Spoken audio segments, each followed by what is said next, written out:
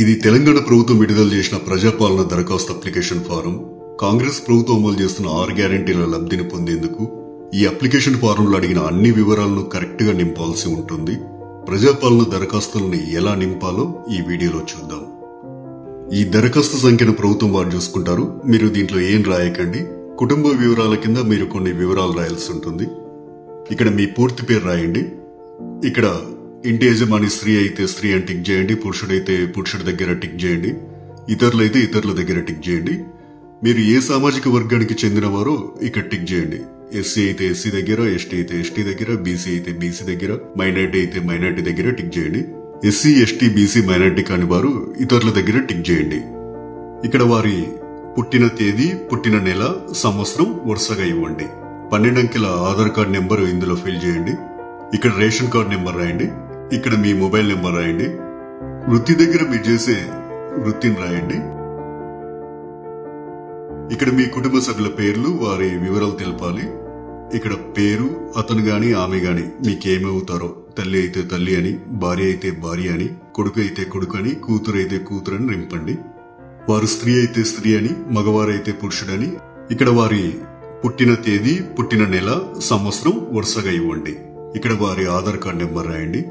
ఇలా మీ ఇంట్లో ఎంతమంది ఉంటే అంతమంది పేర్లు రాయండి. ఇక్కడ ఇక 2వ పేజీలో ఏం రాయాలో చూద్దాం. 10వ నెంబర్ దగ్గర మీ చిరునామా రాయండి. ఆధార్ కార్డులో ఉన్నట్లు మీ ఇంటి నెంబర్ ఇక్కడ రాయండి. మీ గ్రామం లేదా మున్సిపాలిటీ ఇక్కడ రాయండి. ఇక్కడ మీ వార్డ్ నెంబర్ రాయండి. ఇక్కడ మీ మండలం పేరు, తర్వాత మీ జిల్లా పేరు ఇక్కడ రాయండి. ఇప్పుడు అభయస్థం గ్యారంటీల సెక్షన్ కొద్దాం. గ్యారంటీల పథకాలు లబ్ధి పొందేందుకు మీరు ఏం చేయాలి, మీరు ఏ వివరాలు ఇక్కడ రాయాల్సి ఉంటుందనేది చూద్దాం. ఇక్కడ కావలసిన పథకాల లబ్ధి కొరకు మీరు టిక్ మార్క్ చేయాల్సి ఉంటుంది. మహాలక్ష్మి పథకంలో భాగంగా ఇక్కడ 2 పథకాలు ఉన్నాయి. మొదటిది ప్రతి నెల 2500 ఆర్థిక సాయం పొందేందుకు ఇక టిక్ మార్క్ పెట్టండి. ఇక రెండోది 500 రూపాయలకు గ్యాస్ సిలిండర్ పొందేందుకు ఇక టిక్ మార్క్ పెట్టండి. 500 రూపాయలకు గ్యాస్ సిలిండర్ సంబంధించి మీరు కొన్ని వివరాలు నింపాల్సి ఉంటుంది. మొదట ఇక్కడ మీ గ్యాస్ కనెక్షన్ నెంబర్ రాయండి. ఇక్కడేమో మీకు గ్యాస్ సరఫరా చేస్తున్న కంపెనీ పేరు రాయండి. మీరు సంవత్సరానికి ఎన్ని గ్యాస్ సిలిండర్లు వాడతారో ఆ సంఖ్యని ఇక్కడ రాయండి. రైతు భరోసా పథకం కింద లబ్ధి పొందేందుకు ఇక్కడ కొన్ని వివరాలు ఇవ్వాలి. రైతులు ప్రతి ఏటా ఎకరానికి 15,000 రూపాయలు పొందేందుకు ఇక్కడ వివరాలు ఇవ్వాల్సి ఉంటుంది. మీరు రైతు అయితే ఇక్కడ టిక్ మార్క్ పెట్టండి. ఒకవేళ మీరు కౌలు రైతు అయితే ఇక్కడ టిక్ మార్క్ పెట్టండి. ఇక్కడ మీ పట్టాదారు పుస్తకం నెంబర్లు రాయండి. మీరు సాగు చేస్తున్న భూమి వివరాలు అంటే సర్వే నెంబరు, విస్తీర్ణం అలాంటి వివరాలన్నీ ఇక్కడ రాయండి.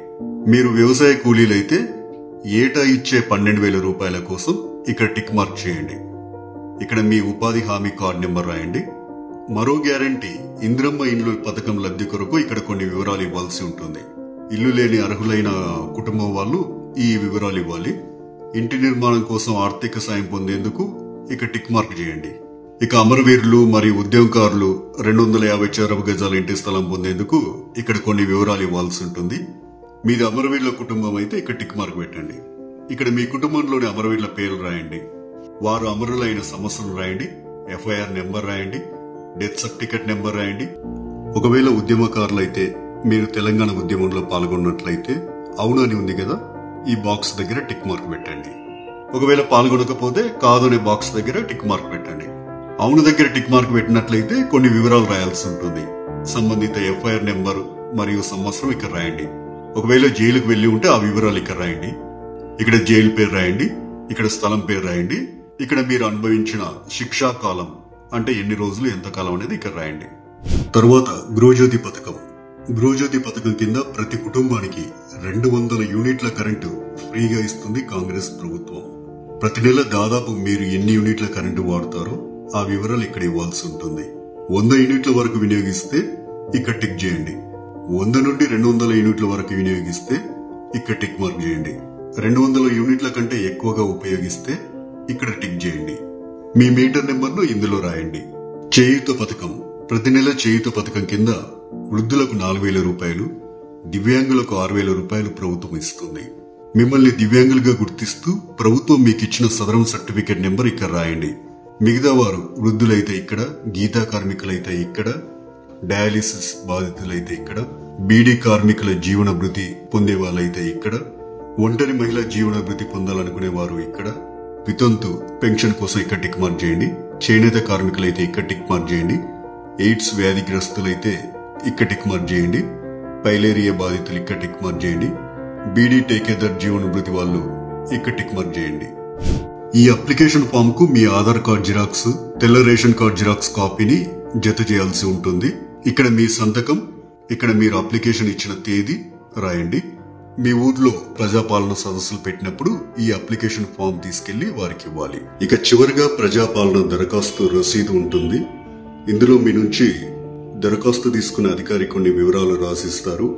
ఈ రసీదులో అధికారి దరఖాస్తు సంఖ్య రాస్తారు. అభయస్థం గ్యారెంటీలకు సంబంధించి టిక్ మార్క్ చేస్తారు.